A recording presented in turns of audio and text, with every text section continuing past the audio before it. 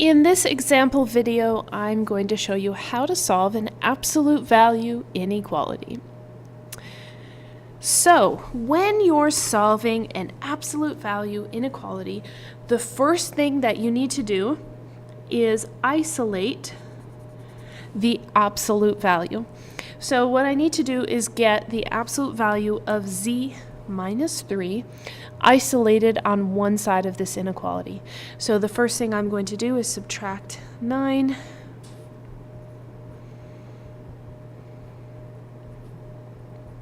and divide by 2.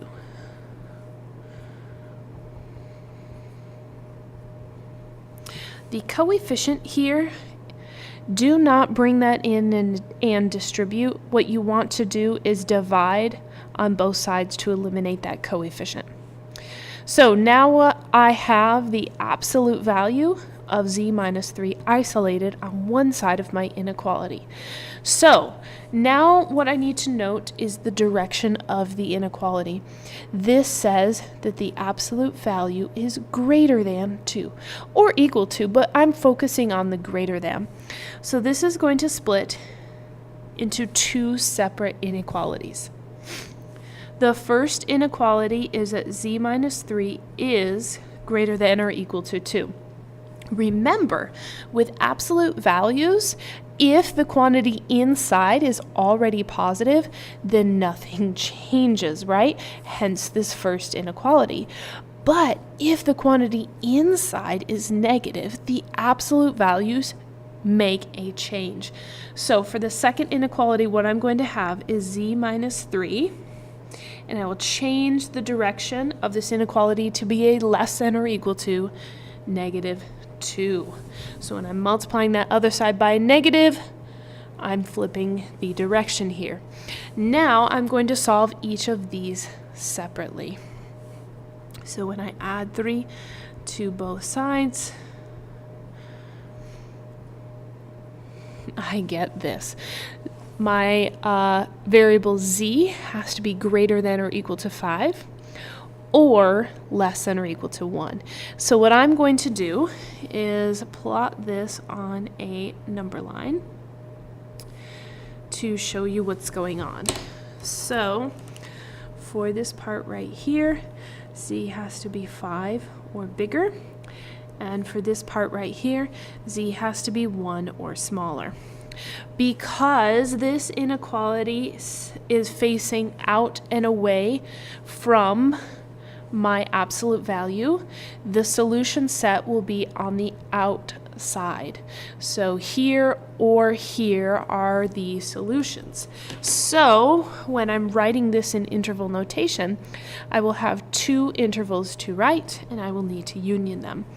So negative infinity to 1, bracket because 1 is included, union with the set 5 to positive infinity.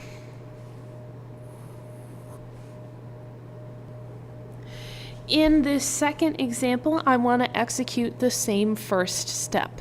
I need to isolate my absolute value before I can do anything. So what I will do is subtract 2 from both sides.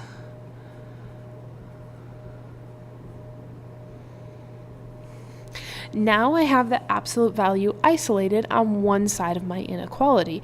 So what I want to note is the direction of this inequality. And this time the inequality symbol is facing in toward my absolute value. This time the absolute value is less than 4 or equal to, but the focus is on less than. So what I can do is set up two separate inequalities like here, or in this case, I'm going to set up a compound inequality. So the quantity inside the absolute value will go in the middle of my compound inequality. Less than, so less than, or equal to a positive 4, negative 4. So I get to copy this number exactly and then the negative version over here. So this absolute value has to be trapped between positive 4 and negative 4. So now I'm going to solve this compound inequality for the variable y. So I'm going to add 2 to all three portions of this compound inequality and divide all three parts by that coefficient 3 to get that the variable y must be between negative 2/3 and 2. Again, if I sketch this on a number line, then this tells me that this region right here is my solution set.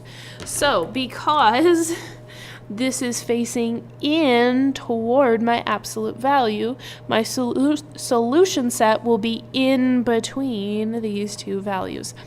So again, writing in interval notation, I'm going to have bracket negative 2/3 all the way to 2.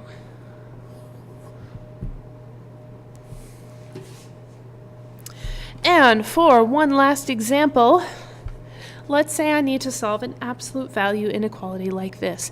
Now, first thing I need to do is isolate the absolute value. Hey, check, that's already done. Now what I want to note is that the absolute value of something has to be less than or equal to a negative number. What? No, that's impossible, you guys.